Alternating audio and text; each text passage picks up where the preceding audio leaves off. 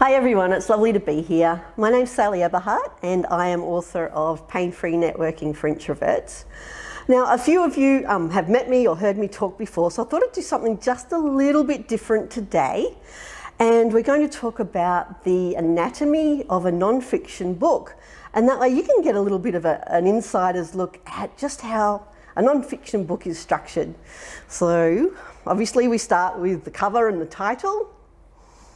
Cover, pictures, open up, put that page there. Okay, this page has your ISBNs and things like that. And the next part that we look at, I put reviews in. So it's really nice when people say nice things about your book. So pick some of your best reviews and put them in the front. I'm going to read you my favourite because it'll give you some idea, for those who don't know me, what the book is about. Okay, Sally's insight into networking for introverts is straight from the heart and proves that we can all achieve what she has achieved, pain-free networking. This book should be on every networker's must-read list, regardless of where they are on the introvert-extrovert spectrum. The easy-to-follow, step-by-step process provides the perfect roadmap for making every networking session successful and pain-free. So it does say more lovely things, but you've got the idea. Next page we have is contents. And like it says, lists out everything in the book in the order that they are in the book. So we're going to move through those. Now, a dedication. It's really nice to do a dedication, even in a non-fiction book. There's a lot of very personal stories in here, and a lot of people helped me along the way. So I wanted to acknowledge my family and some girlfriends and people that helped me with editing. It's a really great place to say your thank yous. Okay, next we have the preface, and this is where you'll see that I, from here on, tend to start everything with a quote. This is a great quote from Benjamin Disraeli. The greatest good you can do for another is not just share your riches, but reveal to them your own. Their own. Whoops. Sorry, I am going to start that little bit again. Okay. Well, the next part we have is the preface, and you'll see that here is where I start beginning every chapter or part of the book with a quote. This quote is a lovely one from Benjamin Disraeli. The greatest good you can do for another is not just share your riches, but reveal to them their own. And I took that very much on board with the book, because it's not about just saying this is what you do. It's very much about uncovering your introvert superpowers when it comes to networking, and giving you the confidence and saying, hey, you actually already are a great networker. These are the things that you already do, you just have to build on those. So a preface is about why I wrote the book, and that was why. The next part is the introduction, and this is who the book is for. And I pretty much started off with that sentence saying, this book is for you if you want to learn how to be more comfortable in networking situations, you should network for your business or career, you aim to be an authority in your field, and so on. Okay, so I've got a list of the things, I've got a list of the people, the kind of people, what they're looking for, that will really get a lot out of the book. And I finished that up with saying one of the aims of pain-free networking for introverts is to give you strategies so you gain confidence via competence. So we wrap that up. Next is the foreword. The foreword, it's best if you can find someone as famous as possible in your field to write the foreword for you. It also helps if they do personally know you, so they can really speak from the heart about what you're trying to do. I was very fortunate in having Jenny Gorman write the foreword for me. We have been friends for over 20 years. She introduced me to networking, she taught me a lot, and she was absolutely thrilled to write the foreword for me. And I love it. She has since passed away, so this is also a beautiful homage to her, that more of her legacy lives on in my work as well as her own. As I say, yeah, just find the most famous person that you can. That's the most impressive.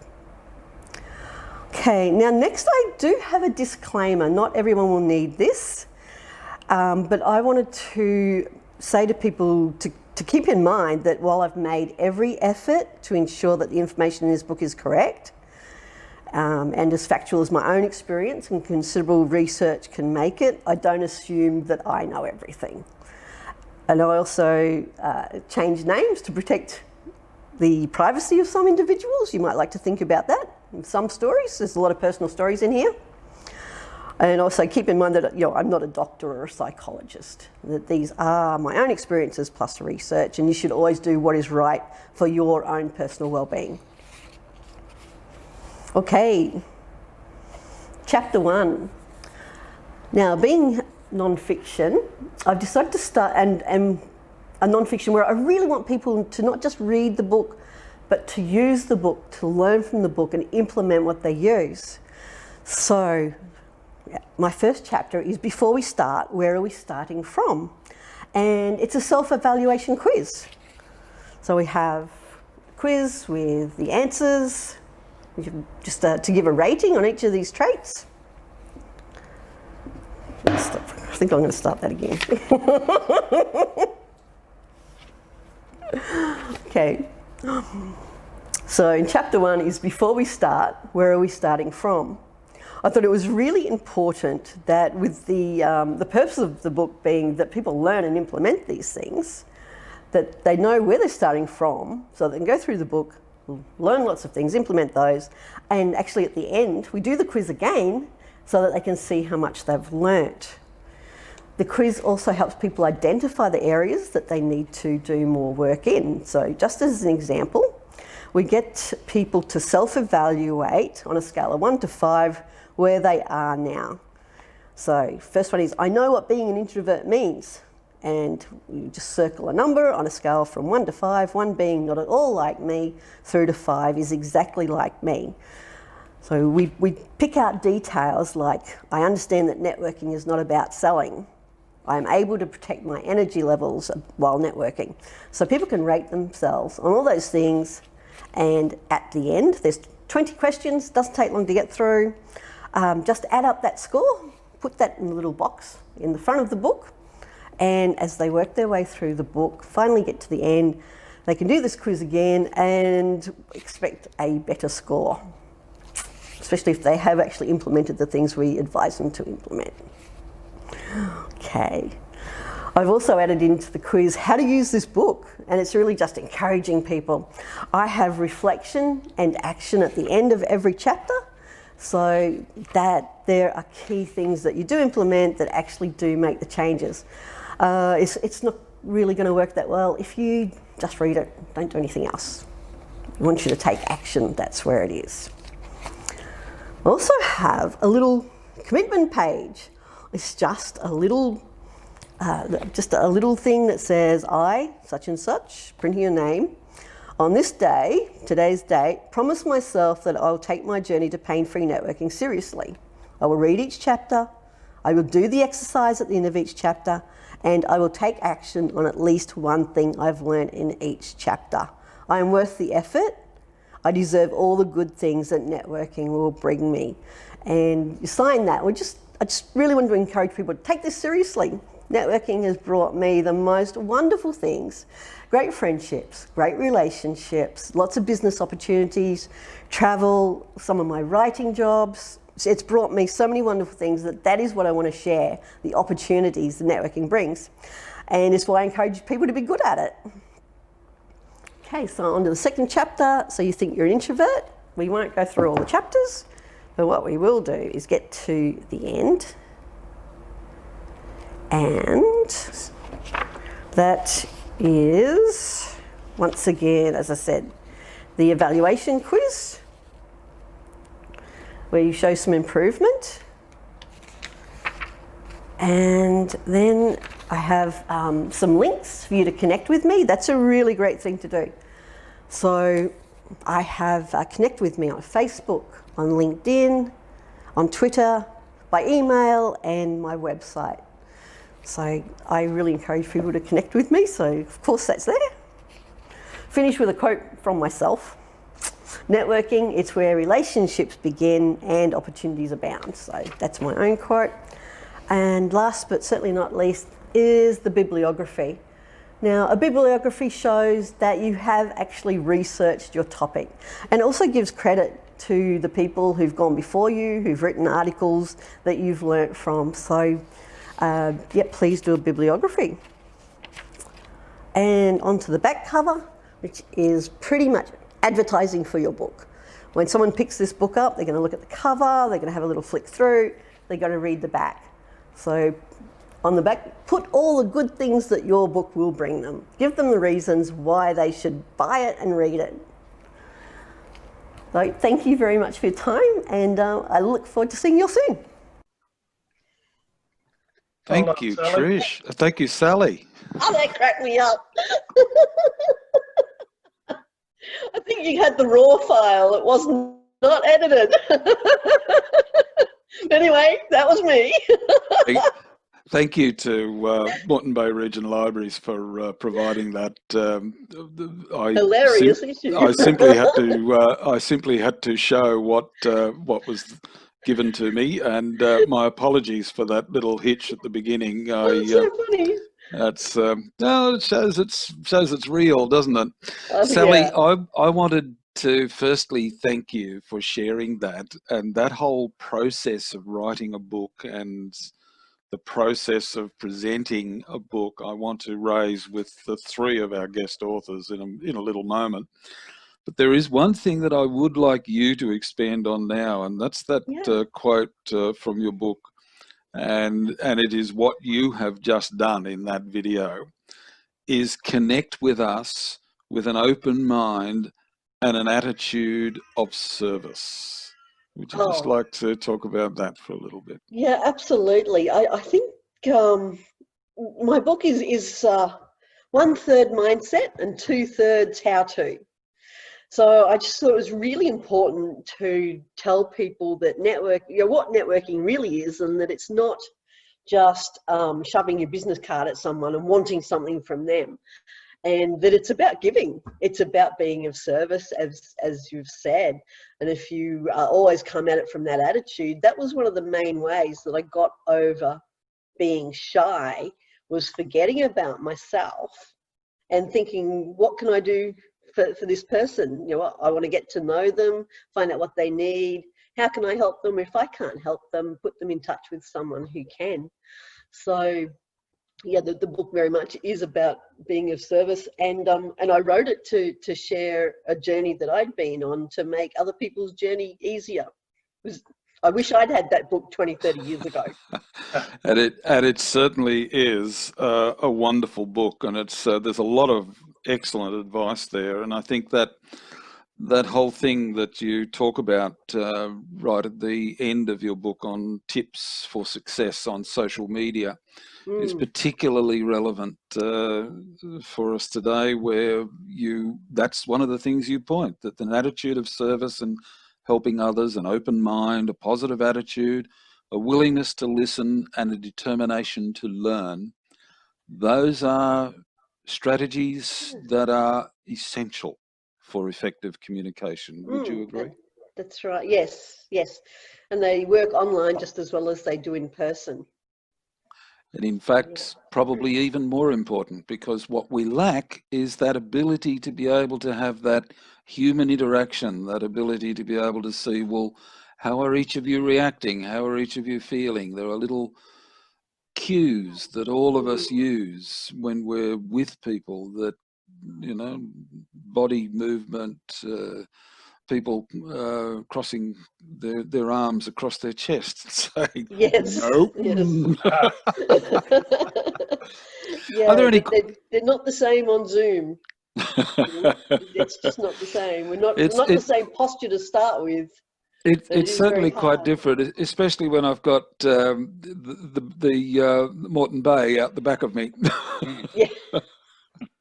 Are there any questions of Sally at this point before we move on to... I'd just like to say, Jim, Sally, that book is, although it's great for right across the spectrum of people in business or what in any of the walks that their endeavours are in. Fantastic for writers. Yes. Yes. I didn't realise. I don't realise because I'm an extrovert, and Yes. I don't realise how introverts feel until you get amongst a group of people and you see that, and you think, I wonder if they're missing out. But I think that can help writers really a great deal. Absolutely, yeah. And there are a couple of things that I've written, especially for writers, about why they need to network and who to network with, and that sort of thing, that I'm more than happy to share with the group. But you're right, because I guess a bit of a majority of writers are actually introverts. We prefer written communication to spoken. It's easier for us. It's the way our brain works. We're not sometimes we're not fast enough, in normal conversation, and opportunities get by us because we think 3 hours later we go, oh, I should have said such and such. Whereas with written communication, we have that time to formulate and say exactly what we want to say. But yeah, networking is so important, because whether you're going for traditional publishing or self-publishing, you need to promote, and to promote you need to be able to communicate, network, form relationships, get your message across. Absolutely. So, yeah, thank good you. book. I reckon that'd be terrific for writers. It's just Thank you. getting it out there, isn't it? It's what even Di was talking about, Yes. speaking out and getting yourself out there. That's so important. Lexia, did you have a question? Yeah, for Sally. Even you yourself said, it's a start, networking is the start of forming a relationship. But quite often I have sent an email to somebody and they've just never replied. Right. So, how do you keep that ball going? You've met them, you've made a tentative start, you've done the right thing, you've sent them off an email, hi, I'm here, blah, blah. Had a lovely time the other night, but they never respond. So although I've extended it, the hand of friendship, if you like, you kind of get slapped in the face again. So, I guess to us here, I'd like to stress that it's important that reciprocal contact is kept up. And I'm sorry, I don't believe in weekly emails. No, I don't clock either. up everybody and then you feel like getting hit over the head. But, how do you keep in contact with these people that you may not meet again, but you're trying to form a relationship with them? Okay, well, I don't really pursue anyone terribly. I would do the same. I would just send off that initial, probably not an email actually. I tend to get people. I'll ask, are you a Facebook person or a LinkedIn person? And I will get in touch with them straight away on the spot. Send them a message.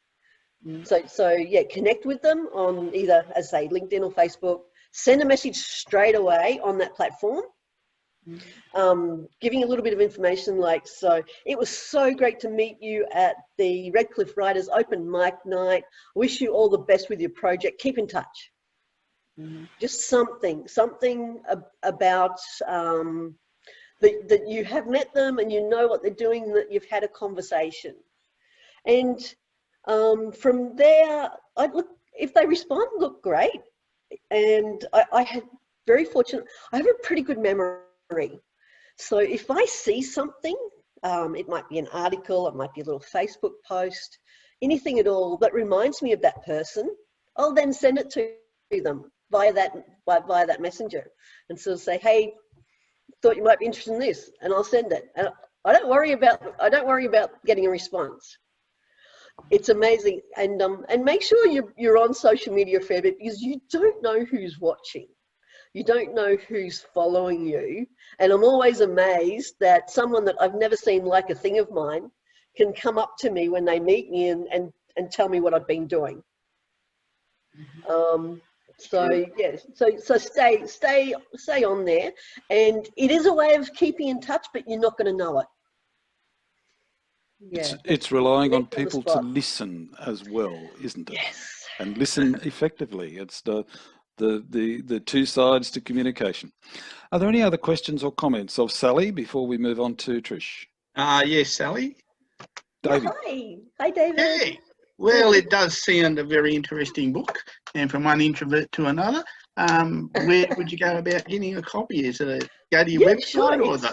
It's on my website, and I think Jim will be putting up links. Yes, what I'll do is I'll send out a link to everybody who's here Lovely. with the information Excellent. and But that will be on. So I've got, but it's just